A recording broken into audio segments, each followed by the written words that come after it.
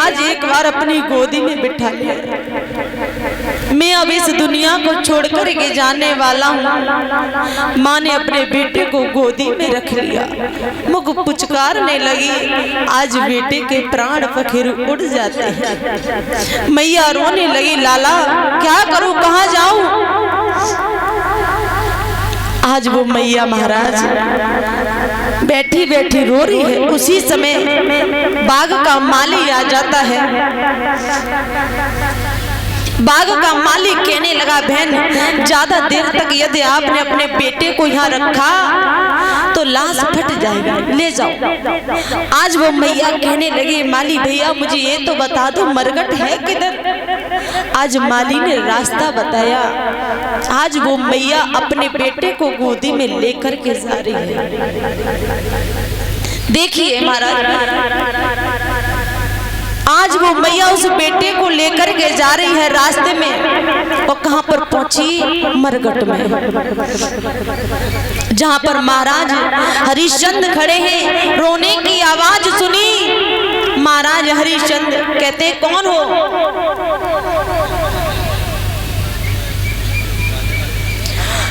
कहने लगी, मैं तुम्हारी पत्नी हूं तारा। मेरा बेटा मर चुका है महाराज, उसे दफना दीजिए। आज उसी समय महाराज हरिश्चंद्र कहने लगे, तो बेटे को क्या हुआ। सर्प ने डस लिया है, बेटा मर चुका है, इसे दफनाने के लिए आई हूँ। महाराज हरिश्चंद्र कहने लगे, बिना कर और कफन के मैं बेटे को जला नहीं सकता, मुझे कर चाहिए, कफन चाहिए। रानी तारावती कहने लगी, महाराज आंखों में शर्म कीजिए, मेरे पास फूटी कौड़ी नहीं है और आप कह रहे हो कि मुझे कर और कफन चाहिए। महाराज हरिश्चंद्र से कहने लगी है,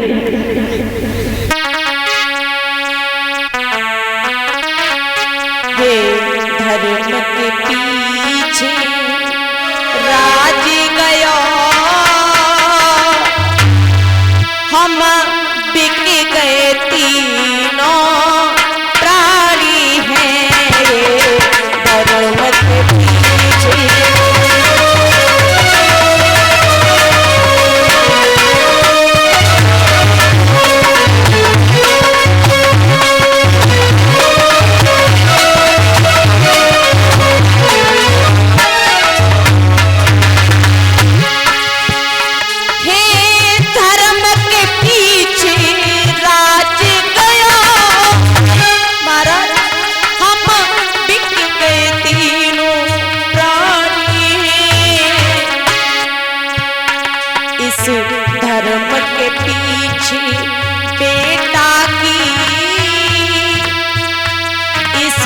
धर्म के पीछे बेटा की अरे चली गई जिंदगानी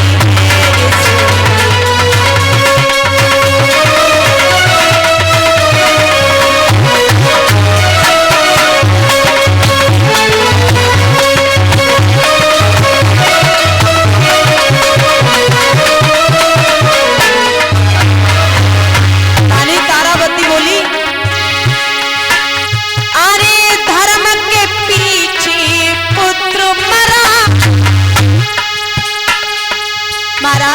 इस धर्म की खातिर तो बेटा मर गया और आप कह रहे हो कि मुझे कर कफन चाहिए। हरिश्चंद्र बोले, रानी इस धर्म के पीछे पुत्र मरा, यदि मरता है तो मरने दो। अभी धर्म बचा है, अभी धर्म बचा है ओ प्यारी, मुझे धर्म की आनी निभाने दो। अभी धर्म बचा है।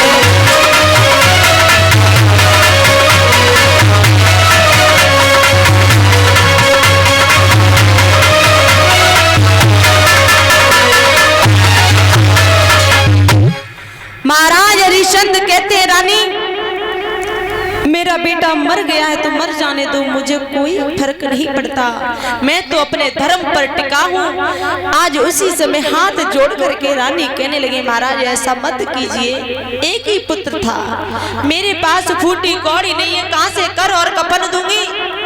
उसी समय महाराज हरिश्चंद्र से कहने लगी, मैं आपकी पत्नी हूँ, आपकी धर्म पत्नी हूँ और आप मुझसे कर कफन मांग रहे हो। आज हरिश्चंद्र कहने लगे, रानी उस दिन की याद करो जिस दिन मैंने तुमसे कहा था मेरा गड़ा उठवा दो, और तुमने क्या कहा कि मैं एक ब्राह्मण के घर से हूँ, आप मेहतर के घर से हो, मेरा धर्म बिगड़ जाएगा।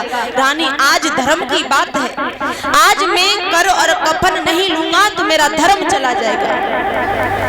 मैं भी किसी के यहाँ पर रह रहा हूँ, नौकरी कर रहा हूँ, यदि मैंने कर कफन नहीं लिया तो मुझे कालू मेहतर घर से भगा देगा, मुझे कर कफन चाहिए। आज रानी ने महाराज क्या किया, साड़ी ली, आधी साड़ी को फाड़ करके बेटे के ऊपर डाल दी, आधी साड़ी को महाराज हरिश्चंद्र को कर के रूप में दे दी। कहने लगी, महाराज चैत गर्भ में रही नींद भरी सोई रे काया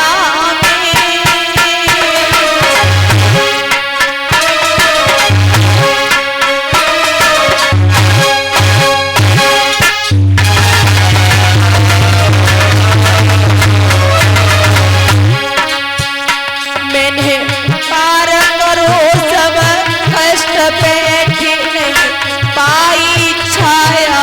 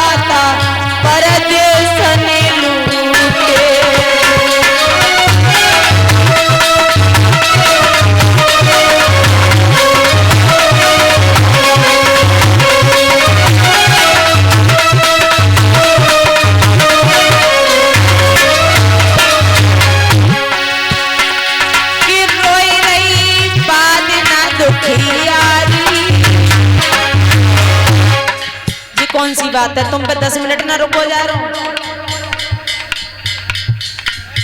बिल्कुल नौटंकी जानता हूं।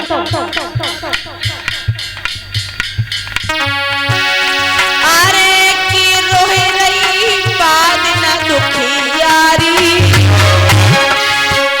और कैया सीट कराई कुमर की रोबे महतारी।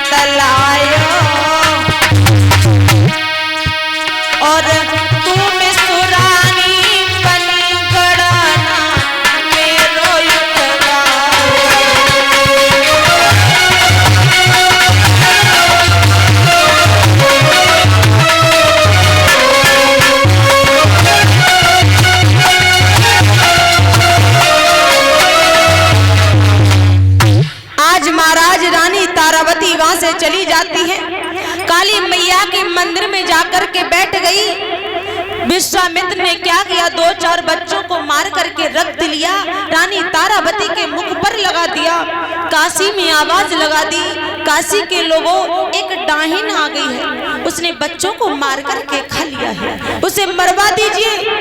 यदि आपने उसे नहीं मरवाया तो सारी काशी नगरिया को मार करके खा जाएगी। उसी समय गांव के सभी लोग इकट्ठे हुए, कालू मेहतर को बुलाया, कहा तुम्हारा हरिया कहाँ है? हरिया को बुलाया, हाथ में एक तलवार दी, कहा जाओ काली मैया के मंदिर में एक डाहिन आ गई है, उसे मार करके आओ। महाराज हरिश्चंद्र चले हैं, काली मैया के मंदिर में जाकर के देखा मैया के बाल खुले हुए पड़े हैं, तन पे साड़ी नहीं है, मैया का मुख नीचे है। महाराज हरिश्चंद्र ने पीछे से बाल पकड़ लिए और जैसे ही मुख देखा, रानी तुम? हाँ महाराज, मुझे मार दीजिए, मेरा पुत्र मर गया है, मैं एक डायन हो गई हूँ।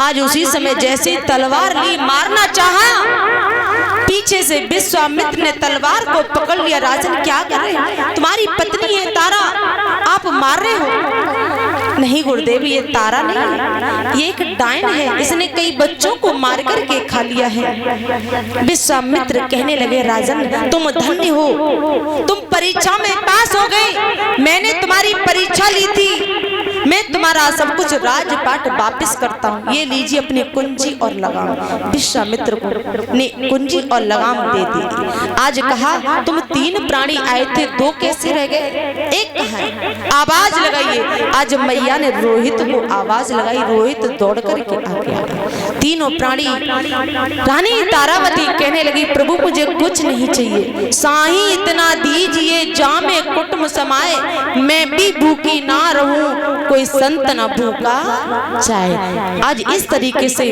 महाराज हरिश्चंद्र का सब कुछ चला गया, बेटा तक मर गया, लेकिन अपने धर्म से पीछे नहीं हटे। बोली गोविंद भगवान की। इस धरती पर कोई कोई ऐसा व्यक्ति है, सब कुछ चला जाए लेकिन अपने धर्म, अपने सत्य से डिगता नहीं है। इस कथा से हमें यही सीखने को मिलता है, व्यक्ति को कभी झूठ जब बोलना चाहिए, जब कोई बच रहा हो, किसी के प्राण रक्षा हो रही हो, तो आप झूठ बोल सकते हो। तो महाराज आज बड़े प्रेम के साथ में अवध नगरी में पहुंचे, रहने लगे। बोली गोविंद भगवान की। और कल भगवान कन्हैया का अवतार होगा, अवतार तो हो चुका है, उनकी लीला के द्वारा अवतार दिखाया जाएगा। प्रभु श्री राम का विवाह जन्म कैसे हुआ,